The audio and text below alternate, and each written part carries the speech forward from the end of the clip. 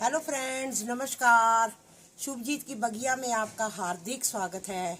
आज दोस्तों, हरा प्याज ये लगाते समय किन किन सावधानियों का ध्यान रखना चाहिए और लगाते समय कैसी मिट्टी चाहिए, कैसी इनको खाद चाहिए, इस चीज़ के बारे में आपको आज पूरी डिटेल में बताऊंगी। हरा प्याज जो है हमारी सब्जी का सबसे बड़ा मेन बेसिक जो है, इससे सब्जी का स्वाद कितना दुगना बढ़ जाता है ये आप सभी जानते हैं। ये मैंने अभी अपनी छत से अभी हार्वेस्ट किया है। ये हार्वेस्टिंग मैंने आपको अभी नहीं दिखाई, ये अभी निकाल के हटी हूँ। और आगे अभी जिनकी छत पर अभी इन्होंने हरा प्याज नहीं लगाया था, वो मेरे मित्र भाई बंधु ध्यान से देखें कि इसको हम अभी भी लगा सकते हैं। वो आप कहीं भी आसपास आपकी अच्छी नर्सरी है, वहां से आप जो है पनीरी जो है ला सकते हैं। कैसी? ऐसी। ये देखो, मैं भी लाई हूँ, ये पनीरी प्याज की लेके आई हूँ। और आज आपको बताऊंगी इसको लगाते समय हमें किन किन बातों का ध्यान रखना चाहिए, मिट्टी कैसी होनी चाहिए। मिट्टी देखो, ये आपके सामने है। ये मिट्टी बिल्कुल पोरस होनी चाहिए और इसमें खाद क्या क्या डालनी है वो भी मैं बताती हूँ। देखो, मिट्टी बिल्कुल ऐसे ऐसे बिल्कुल पोरस मिट्टी होनी चाहिए। कोई दबाव वाली सतह वाली मिट्टी नहीं होनी चाहिए जिसमें जाके इसकी जड़ें जो हैं ना फैले, वो ऐसा नहीं होना चाहिए।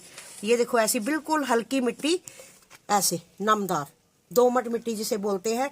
इसमें चिकनी मिट्टी नहीं होनी चाहिए। जितनी रेतली मिट्टी होगी, पोरस मिट्टी होगी, उतना ही ये जो है प्याज की गांठ जो है बहुत अच्छी बनेगी। ये भी मैं भी आपको बताऊंगी कि इसकी गांठ मोटी करने के लिए हमें कैसे क्या क्या डालना है। सबसे पहले देखो, हर मिट्टी को तैयार करने के लिए मैं बताती हूँ कि सबसे पहले हम वर्मी कंपोस्ट डालें, गोबर की सड़ी हुई ये वाली खाद डालें। ये देखो, ये गोबर की सड़ी हुई खाद है, बिल्कुल वर्मी कंपोस्ट की तरह ये है। ये देखो, ये वर्मी कंपोस्ट है। और सबसे मेन बात, नीम खली। ये जो नीम खली है, ये हमने यहाँ पर सबसे पहले छिड़काव करना है प्याजों को लगाते समय, ताकि किसी तरह का भी कोई फंगस जो है नीचे कंद में ना आए। क्योंकि ये सब्जी ऐसी है जो मिट्टी के अंदर होगी, जैसे शलगम, चुकंदर, ऐसी चीज़ें होती हैं ना। तो ये प्याज, लहसुन, इनको लगाते समय ये मेन बातों का बहुत ध्यान रखना पड़ता है। अब इसको लगाते हुए हमने कैसा करना है। दोमट मिट्टी तो मैंने बता दी आपको, ज़्यादातर रेतली मिट्टी जिसमें पानी खड़ा ना रहे, पानी डालते ही एब्जॉर्ब हो जाए। और पानी की मात्रा कैसी रखनी है, सबसे मेन बात है इसके लिए। लहसुन और प्याज में डेली पानी नहीं देना, हफ्ते में एक बार देना है। जब भी इसकी सिंचाई करनी है, कम से कम 12 से 15 इंच तक की सिंचाई करो, ताकि इसको दबाव के पूरा अच्छे से पानी दे दिया जाए। पानी देने के बाद 1 हफ्ते तक पानी बिल्कुल नहीं देना, यानी कि हफ्ते में सिर्फ एक बार इनको अच्छे से पानी देना है। बार बार इन पौधों को पानी नहीं देना, नहीं तो इनके ये कंद जो है नीचे नहीं बनेंगे और इनकी ये जड़ें अंदर ही अंदर सड़ जाएंगी और ये पत्तियां इनकी जो है पीली होनी शुरू हो जाएंगी।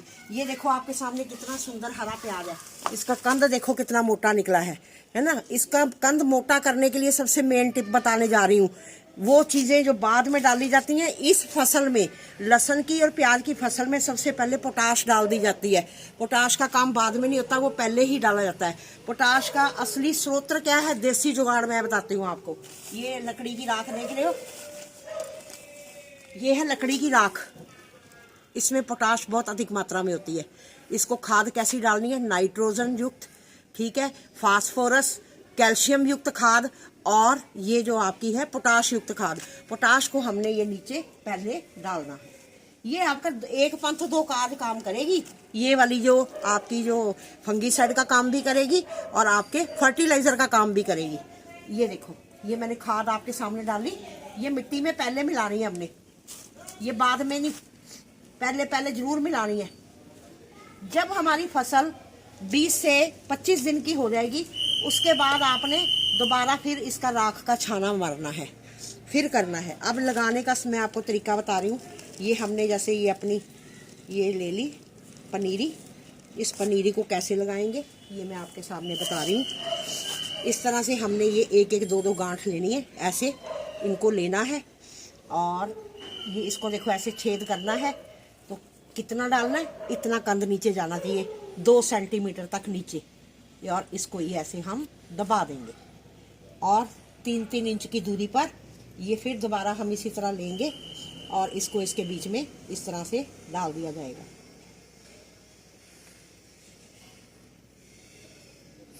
आप देखेंगे कि आपके इसी तरह ही प्याज जो हैं, हरे प्याज बहुत अच्छे बढ़िया होंगे।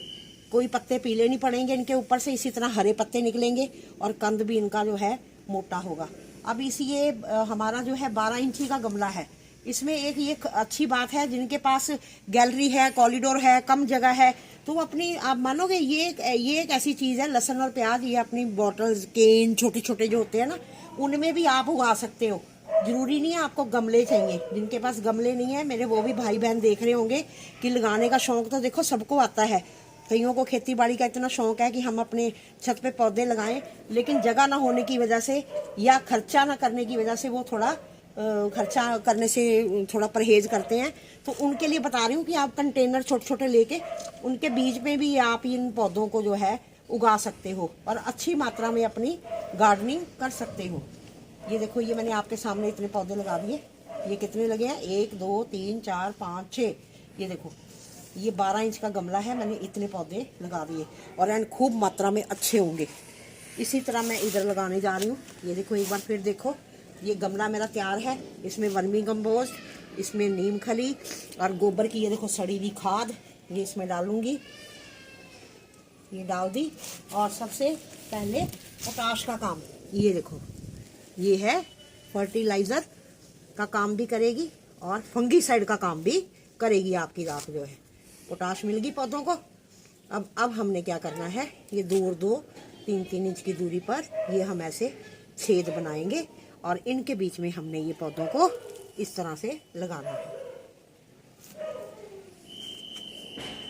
पानी की मात्रा का जरूर भाई दोस्तों ध्यान रखना। पानी नहीं इतना इसको देना, हफ्ते में सिर्फ 1 बार देना है।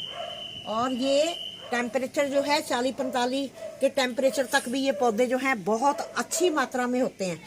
इनको कोई असर नहीं होता गर्मी का, और बहुत अच्छे होते हैं। बस इनको थोड़ा सिंचाई का ध्यान, इनका ध्यान रखना है कि सिंचाई जो है समय समय पर ठीक मात्रा में करें।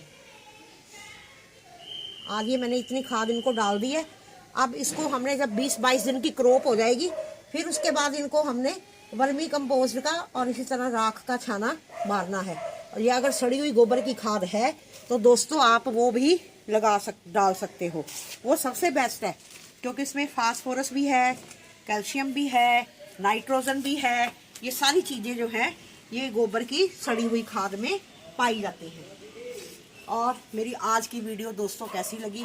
अच्छी लगी तो इसको शेयर करना और लाइक ज़रूर किया करना। लाइक कर दिया करो। इतने मेरे मित्र भाई बंधु, मेरा परिवार इतना बड़ा हो गया है, 2000 प्लस हुए पड़े हैं, फिर भी लाइक्स जो हैं 20-25 आते हैं। तो मेरे को खुशी तभी होगी जब सभी लाइक करें। मुझे मोटिवेशन मिलती है जब आप के द्वारा मुझे, अब आमने सामने तो हम बात नहीं कर रहे, मैं आपको कैमरे में बोल रही हूँ, लेकिन आप मुझे किस तरह से अपना वो प्रेजेंस दिखा सकते हैं? लाइक करके, शेयर करके, कमेंट करके कि हमें ये चीज़ समझ नहीं आई या ये हमें ये दोबारा बताई जाए। तो इस चीज़ के लिए मैं आपसे गुजारिश करती हूँ कि इस चीज़ का जरूर ध्यान रखना। और मेरे चैनल को इस समय जो नए देख रहे हैं, मेरे चैनल को जरूर आप जो है सब्सक्राइब करें। धन्यवाद, नमस्कार। फिर नए विषय के साथ मिलूंगी, बताऊंगी कि बसंत ऋतु आ गई है तो उस समय में स्प्रिंग सीजन में आप क्या क्या सब्जियां अपनी छत पे लगा सकते हो, उसके बारे में नेक्स्ट वीडियो में हम चर्चा करेंगे। नमस्कार, धन्यवाद, खुश रहो, खुशियां बांटो, बाय बाय।